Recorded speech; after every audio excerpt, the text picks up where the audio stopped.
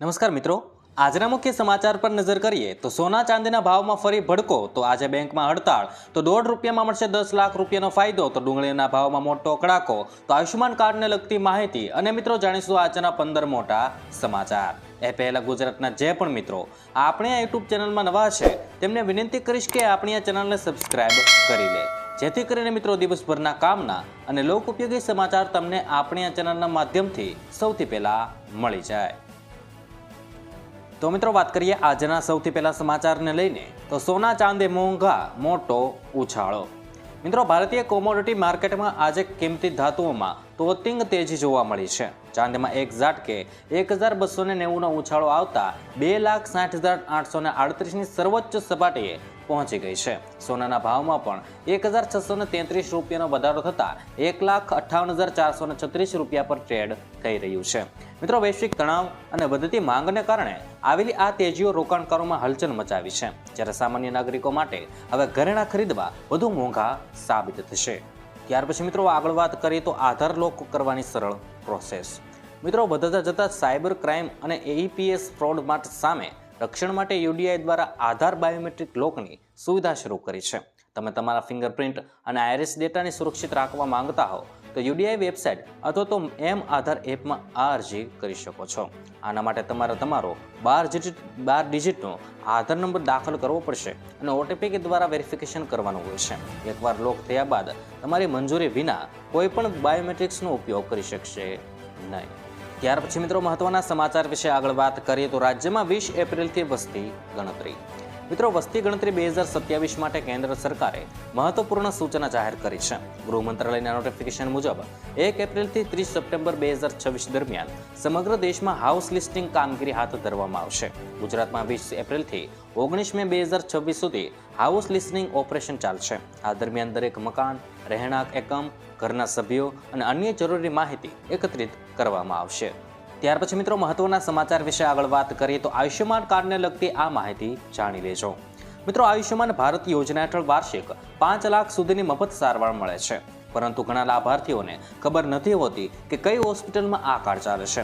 તમે hospital.pmj.gov.in પર જઈને રાજ્ય, જિલ્લો અને હોસ્પિટલનો પ્રકાર પસંદ કરી લિસ્ટ ચેક કરી શકો છો. મિત્રો, આ ઉપરાંત આયુષ્યમાન એપ અથવા તો 14555 હેલ્પલાઇન નંબર દ્વારા પણ માહિતી મેળવી શકો છો.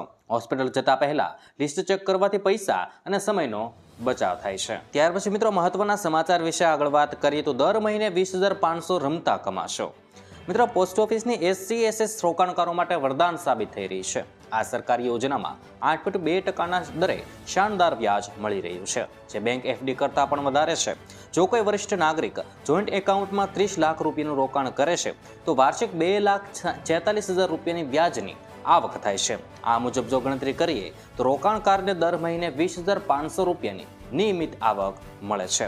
આ સ્કીમમાં 5 વર્ષનો લોકિન પીરિયડ હોય છે અને ટેક્સમાં પણ છૂટ મળતી હોય છે. ત્યારબાદ મિત્રો મહત્વના સમાચાર વિશે આગળ વાત કરીએ તો 12 ફેબ્રુઆરીએ બેંકોની હડતાળ.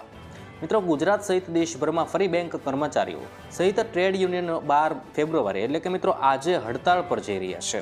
અલગ અલગ ટ્રેડ યુનિયનની હડતાળમાં ગુજરાતના 25,000 બેંક કર્મચારીઓ જોડાશે. બેંકોની હડતાળના પગલે ગુજરાતમાં 15,000 કરોડના વ્યવહારો ખોરવાય તેવી શક્યતા છે. 12મી હડતાળ પહેલા 11 ફેબ્રુઆરી આશ્રમ રોડ પર બેંક એમ્પ્લોયી અને ટ્રેડ યુનિયનનો રેલી યોજાઈ અને વિરોધ પ્રદર્શન કર્યું છે. ત્યારબાદ મિત્રો મહત્વના સમાચાર વિશે આગળ વાત કરીએ તો 0% રિસ્ક અને 8.2% વ્યાજ. મિત્રો, પોસ્ટ ઓફિસની સિનિયર સિટીઝન સેવિંગ સ્કીમ નિવૃત્તિ બાદ સુરક્ષિત રોકાણ માટે શ્રેષ્ઠ વિકલ્પ છે. આ સ્કીમમાં 0 રિસ્ક સાથે બેંક કરતાં વધુ 8.2% ઇન્ટરેસ્ટ રેટ મળે છે. જો તમે આ યોજનામાં 25 લાખનું રોકાણ કરો છો તો તમને વાર્ષિક 20,500 એટલે કે દર મહિને આશરે 7,083ની આવક થાય છે. આ સ્કીમનો મેચ્યોરિટી પીરિયડ 5 વર્ષનો છે અને તેમાં સેક્શન 80C હેઠળ ટેક્સ બેનિફિટ પણ મળતો હોય છે. ત્યારબાદ મિત્રો મહત્વના સમાચાર વિશે આગળ વાત કરીએ તો બોર્ડના વિદ્યાર્થીઓ માટે હેલ્પલાઇન નંબર. મિત્રો, રાજ્યમાં ધોરણ 10 અને 12ની પરીક્ષાઓ 26 ફેબ્રુઆરીથી 18 માર્ચ સુધી યોજાનાર છે. આવામાં વિદ્યાર્થીઓ, વાલીઓ અને શાળાઓને માર્ગદર્શન આપવા માટે બોર્ડે 12 ફેબ્રુઆરીથી 18 માર્ચ સુધી ટોલ ફ્રી નંબર હેલ્પલાઇન શરૂ કરી છે. 1800-233-5500 નંબર પર સવારના 11થી સાંજના 6 વાગ્યા સુધી નિષ્ણાંત કાઉન્સેલર અને સાયકોલોજીસ્ટ દ્વારા પરીક્ષા સંબંધિત મૂંઝવણોના નિરાકરણ અને માર્ગદર્શન આપશે। ત્યારબાદ મિત્રો મહત્વના સમાચાર વિશે આગળ વાત કરીએ તો સુરક્ષિત ભવિષ્ય માટે શ્રેષ્ઠ વિકલ્પ। મિત્રો એલઆઈસીએ રોકાણકારો માટે new public deposit scheme launch કરી છે, જે જોખમમુક્ત અને સુરક્ષિત વળતર માટે આદર્શ માનવામાં આવે છે। આ યોજનામાં રોકાણની રકમ 20,000થી લઈને 3 કરોડ સુધીની હોઈ શકે છે અને રોકાણના સમયગાળા મુજબ વ્યાજદરો અલગ અલગ હોય છે। 15 મહિના માટે 6.75%, 18 મહિના માટે 6.80% અને 3 વર્ષ માટે 6.85% અને 5 વર્ષ માટે 6.80% જેટલું વ્યાજ મળતું હોય છે। મિત્રો આ યોજનામાં ગ્રીન ડિપોઝિટ જેવી નવી પબ્લિક ડિપોઝિટ સ્કીમ છે।